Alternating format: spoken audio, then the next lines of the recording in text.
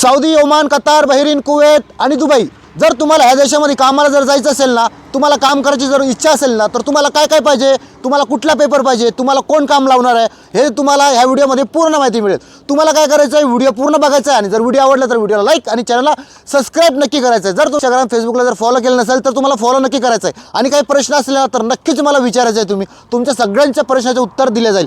भारतामध्ये काम करून करून जर थकले असेल, जर तुम्हाला असं वाटत असेल की बाबा मी हे जे काम करतोय तर ह्या कामाचे मला काही जास्त पैसे भारतामध्ये मिळत नाही, तर का ना मी मग बाहेरच्या देशामध्ये जाऊन एकदा प्रयत्न करू। तर ह्या दुबईमध्ये किंवा बाहेरच्या देशात तुम्हाला कामाला जायचं असेल, गल्फ कंट्रीमध्ये, तर त्याच्यामध्ये तुम्हाला काय लागतं, सगळ्यात पहिले हिंमत लागते। हिंमत काय माहिती आहे का, परिवार सोडायची। विमानामध्ये जेव्हा तुम्ही बसलो ना, तेव्हा तुम्हाला तुमच्या मनात विचार येईल, अरे नको नको बाहेरचा देश, चला आपल्याच घरी।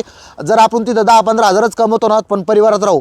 हा देश भारतापासून लांब नाही आहे, हे फक्त 3,000 किलोमीटरमध्ये हे देश येतात आणि विमानानं मुंबईवर नाही दुबईला येण्यासाठी फक्त 3 तास लागतात। तर हा देश आपल्या जवळ आहे आणि जास्त भारतीय लोक इथे कामाला आहेत ना, त्याच्यामुळे इकडे सगळं भारतासारखं तुम्हाला वाटेल। आपल्या देशामध्ये काम करायचं असेल ना तुम्हाला, तर तुम्हाला इंग्लिशची गरज नाही आहे। तुम्हाला इंग्लिश नाही आली तर चालतं, तुम्हाला लिहिता वाचता नाही आलं तरीही चालतं। तुम्हाला मग ह्या देशामध्ये जर यायचं असेल ना कामाला, तर त्याच्यासाठी सगळ्यात पहिलं काय लागतं माहिती आहे, तुमच्याकडे पासपोर्ट पाहिजे, पासपोर्ट।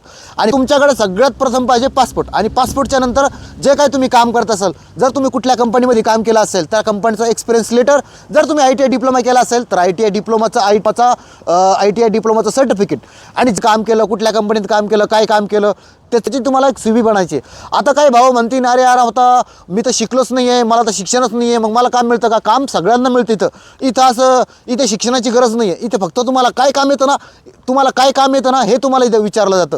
तर इकडं आता दुबईमध्ये आता बघितलं ना, मोठे मोठे कंस्ट्रक्शनच्या बिल्डिंगी, मोठ्या बिल्डिंगी चालू आहे, मोठे कंस्ट्रक्शन इकडे चालू आहे। तर ह्या कामासाठी ना भारतामधून भरपूर कामगार ह्या देशामध्ये कामाला येतो। तर सगळ्यात जास्त कामगार जर बघितलं नाही तर UP, बिहार, झारखंड आणि काही केरला, तामिळनाडू आणि साऊथचे लोक भरपूर ह्या देशामध्ये आहेत। आपला महाराष्ट्रीयन माणूस कमीच असतो।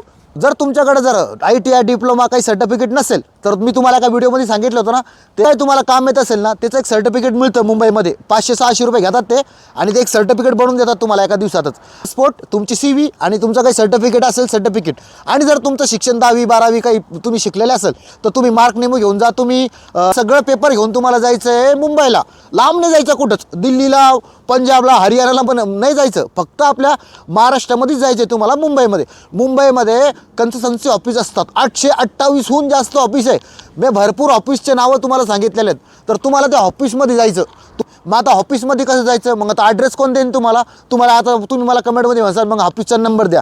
नंबरनं काय होत नाही, तिकडलं मोठं काम असतं। UP, बिहारचा माणूस त्या ऑफिसमध्ये येऊन बसला असतो, 2-2, 3-3 दिवसापासून तो माणूस तिकडं चक्रा मारतो, आणि आपला मराठी माणूस नंबर मागणार आणि फोन करून विचारणार, मी प्लंबरचं काम करतोय, मला काम आहे का? असं काम नाही मिळत, ठीक आहे, असं नाही मिळत। जर तुम्हाला 3,000 किलोमीटर जर यायचं असेल ना, तर 500 किलोमीटर तुम्हाला फिरावं लागेल। जर तुम्ही कुठल्या पण जिल्ह्यामधनं माझा व्हिडिओ बघत असेल ना, तर तुम्हाला मुंबईलाच यायचं आहे। तुम्हाला मुंबईवरनंच बाहेरच्या देशात जाता येतं, तर तिकडं जायचं। तुम्ही तिकडे इंटरव्ह्यू दिलं ना, तर इंटरव्ह्यूनं ती कंपनी, दुबईची कंपनी तुम्हाला पास करते।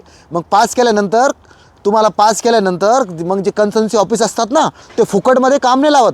म्हणजे ते 25,000 ते 30,000 रुपये तुमच्याकडनं सर्व्हिस चार्ज घेतात।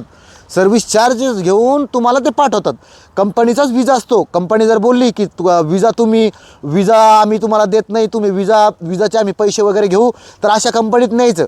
दुबईला सगळ्या कंपन्या विजा फ्री देतात, प्लेन तिकीट पण फ्री देतात, आणि मग तुमचं तिथं इंटरव्ह्यू होतो। मग जेव्हा तुम्ही तिकडं पास होतात ना, मग तेव्हा ते कन्सल्टन्सी ऑफिसचं काम असतं, तुम्हाला तुमचा विजा वगैरे बनवायचा, इकडं कंपनीकडनं विजा वगैरे घ्यायचा, तुम्हाला विमानाचं तिकीट वगैरे द्यायचं, तुम्हाला सगळं समजून सांगून मग ते लोक तुम्हाला काम देतात।